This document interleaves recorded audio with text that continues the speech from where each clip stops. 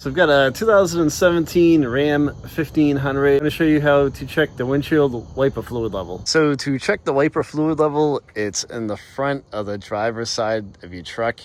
And I wish it was like a translucent jug like a lot of these are in a lot of vehicles now. So you can't really see on the side of the thing because it's all covered up and it's black and stuff like that. So you're going to have to lift the cover up and look inside, and you can see a little bit of fluid in there.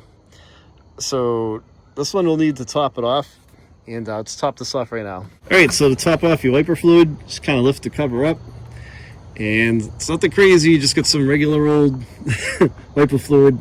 You don't have to get too crazy with it if you don't want to. I'm gonna dump this in.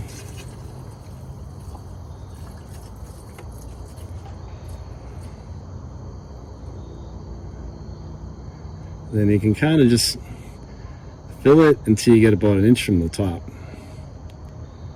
And right there is pretty good. So once you're about up to that level, put your cap back on and you should be good. Thanks for watching the video. If you have any questions, leave a comment. I will reply back to you. And don't forget to subscribe and like the video if you liked it. Take it easy, guys.